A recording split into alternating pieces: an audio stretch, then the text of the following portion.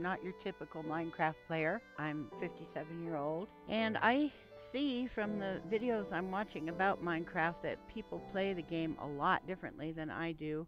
I'm a lot more slow and methodical and probably tedious to young people, but I've learned to pay attention to a lot of details that I think a lot of people miss.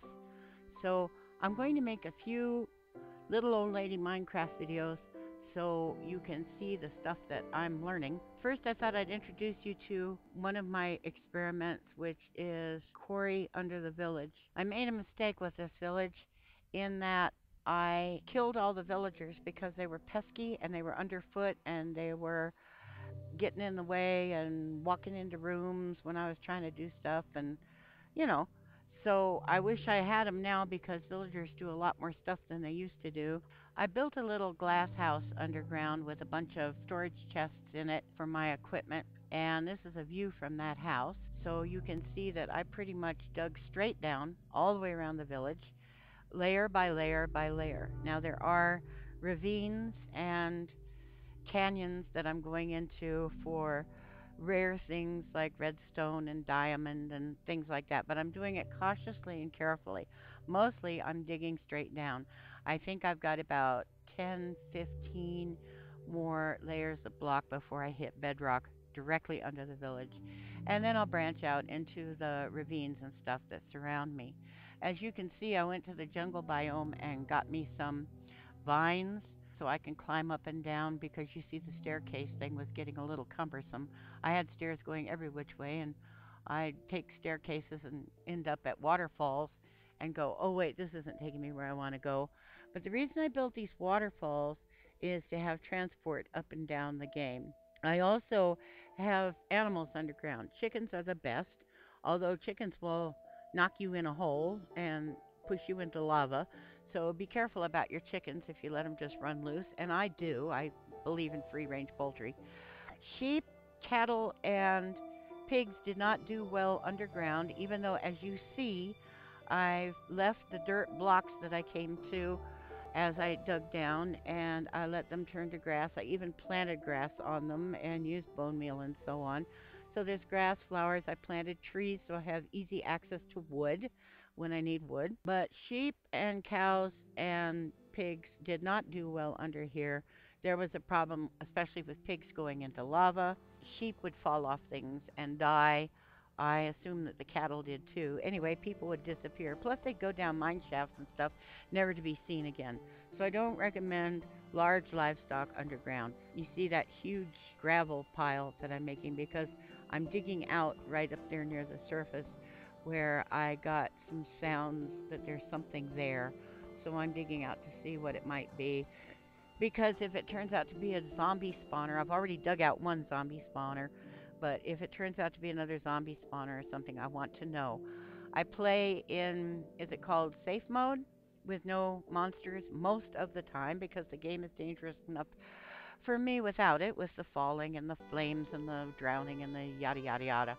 So mostly I play without the monsters on until and unless I need stuff, in which case I build myself little protections. We'll go into that more when I'm actually playing with monsters. The vines are great for climbing up and down and breaking falls and so on. So is water. So that's the view from my underground house. Now this is the view from on top of what they call the church. And here you can see the entire quarry. And you notice that I built those huge towers so that I can see the village from a distance. I know which way to go to get back to my spawn point. And there's another village in between this village and the other one. Sometimes I do return there for this and that. There's a zombie spawner at my spawn point that I would love to uncover. I can't exactly remember where it is, but someday I will go back over there and try to kill some zombies. So I make those huge towers, and there's something that I wish I would have done that I do in other games, and that is to put lights on the towers and to hang vines. And now that I know how to make jack-o'-lanterns, that's a lot easier thing to do. Go up about 5 blocks with a light reflecting block such as sand. Sand is really good because it shines from very far away. Go up about 5 blocks, jumping, putting down a block, jumping, putting down a block, and then put a jack-o'-lantern about every 5th block. Go up about 64 blocks, plant your vines all the way around so that they will grow down. And I also put little flags on top, like go out 2, 3 blocks in the direction that I want to know where to go. Like the farthest away tower there tells me which way to go to get back to the other village and eventually to my spawn point. So I've made some mistakes with towers because these towers you can't climb up them because they don't have vines on them. They also aren't very well lit. I think the cobblestone one there in the back has torches on it, and I think the sand or sandstone one here in the front has a torch on top, so it's not very visible from far away. They are right at water sources that are more than 2 blocks deep, so that I can jump off the tower into the water and not kill myself.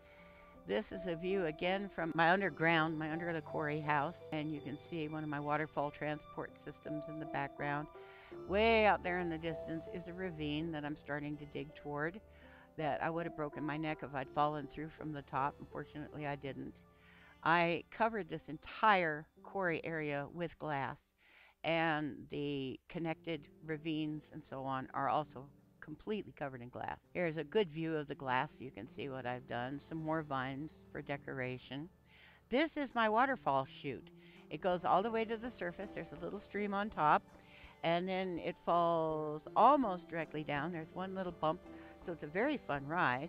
And then you fall down this flight of stairs facing from the fall. You end up a little bit to your left, and right there at the left is a staircase. So I have pretty much all the supplies I need to grow right underground. Oh, the other problem with killing villagers in a village before the upgrade is that now those villages don't grow potatoes and carrots. Isn't that a bummer? And that's my beautiful waterfall. That's a lot of fun.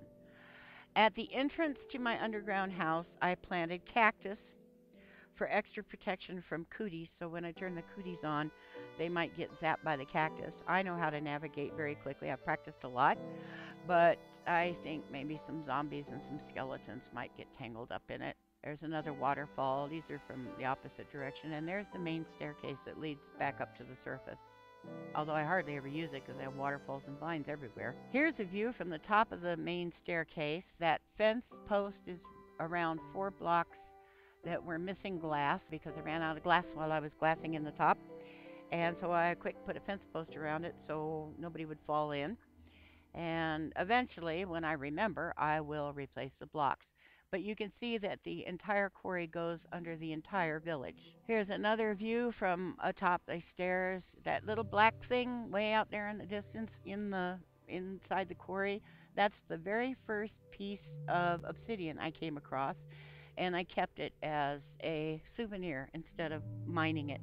Just to have it there because I was so proud of it because it was one of my first adventures with lava in which I did not get killed. There's a view of it from the top of the staircase just under the roof. This is another view from my underground house. I think it's pretty self-explanatory. I'm proud of how much work I've done and how pretty it is and how much like the native forest it looks and how easy it is to gather accessories and wood and pretty much all the equipment that I need to do any work is right here where I am. Or I can just climb a waterfall. I don't dig the sand on the sidewalls, but I can climb a waterfall, and there's a beach right outside where I can mine sand and stuff for glass. I have glass out my wazoo.